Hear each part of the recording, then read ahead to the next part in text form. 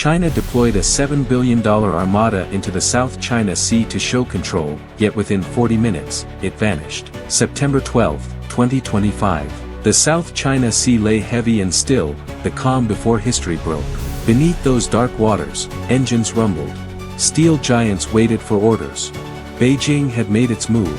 For years, China tested borders, shadowing vessels, expanding bases, and claiming reefs. But tonight, it shifted from pressure to attack.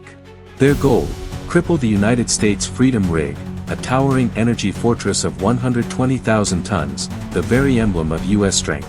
Only 50 nautical miles from contested waters, its destruction would mark total control.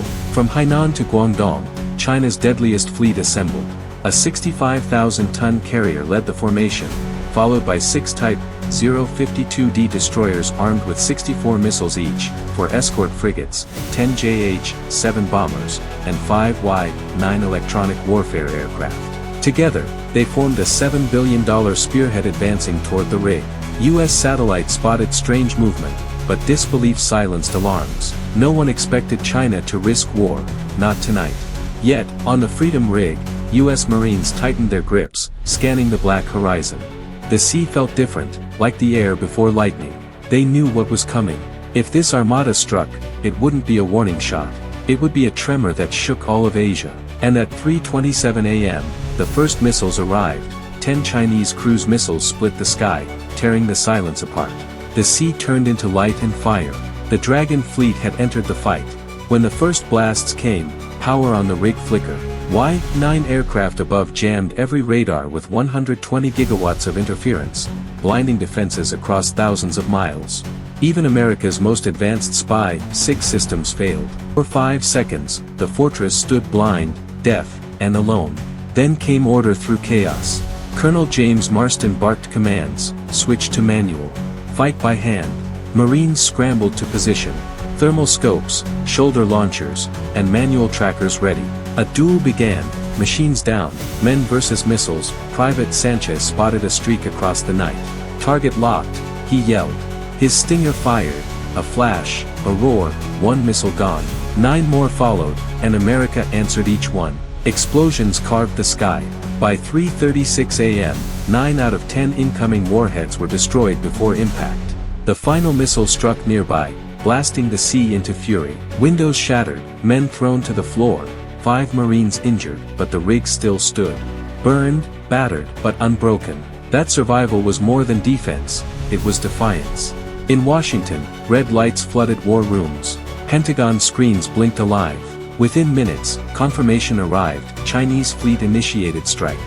There was no debate. This was war. America would not wait, it would retaliate. 2 Ohio-class submarines shifted into position, USS Louisiana and USS Ohio. Their launch tubes opened quietly beneath the Philippine Trench. In the skies above Guam, 3 EA-18 Growlers armed with advanced jammers took off. Their mission: blind the enemy's fleet. Across Pacific bases, ATACMS launchers prepared. Each missile could descend from orbit at Mach 5. Within NORAD's command center, firing sequences locked. The U.S. Pacific grid, silent for decades, came alive as one. At 4:22 a.m. the order came: execute. Tomahawk hatches opened underwater, and the retaliation began. 20 missiles rose through the dark sea, engines igniting in perfect rhythm. They raced east, toward the Dragon fleet. At the same time, Growlers flooded the airwaves with jamming signals, blanketing hundreds of miles in static. Chinese radar screens went black. Communications died. Their command network fell apart. Hunters had become prey. But America's strike carried more than missiles. Hundreds of Switchblade and Phoenix Ghost drones erupted from carriers, flying low across the waves. Each the size of a surfboard, each deadly precise. They found their marks: destroyers, frigates, and the carrier itself. Laser defenses shredded dozens, but numbers overwhelmed precision. Drones struck radar domes, command decks, and fuel lines. Fire spread across steel hulls. 2 ATACMS missiles dropped from the sky, 1 missed, the other split a frigate in half. The explosion lit the sea like sunrise. Tomahawks arrived moments later. 12 intercepted, 8 struck true. 4 tore into the carrier Shandong. Jet fuel ignited, fighters melted in fire, ammunition cooked off. One blast after another ripped through decks. The carrier, once Beijing's symbol, now burned from bow to stern. By 4:55 a.m., the ocean glowed red. 2 destroyers crippled, 1 frigate sunk, the Shandong aflame. Overhead, growlers circled silently, recording the inferno. In just 20 minutes, the United States had erased $7 billion of Chinese power from the map. The Dragon fleet was broken, but the Freedom rig still stood. 5 Marines wounded, none lost. Smoke rose, but its flag still waved. For Beijing, this was more than defeat, it was humiliation broadcast to every corner of Earth. Global reaction came fast. Stock markets trembled. Defense lines redrew overnight. The world had just seen the largest naval disaster since World War II, and the message was clear: America doesn't seek war, but if attacked, it will end one. The Freedom rig became a symbol, not of technology, but of will. Circuits can fail, but courage doesn't. When radars go dark, discipline keeps fighting. And when steel melts, resolve stays unbroken. As dawn painted the horizon, the sea glimmered with oil and wreckage. Seagulls circled above twisted ships. The Freedom rig, scarred but alive, stood as proof that strength is more than machinery. Its endurance, precision, and unity. Was this the end of China's naval ambitions or the start of a new era? Time would decide. But one truth was already written: when America strikes, the world takes note. This battle wasn't about steel or firepower.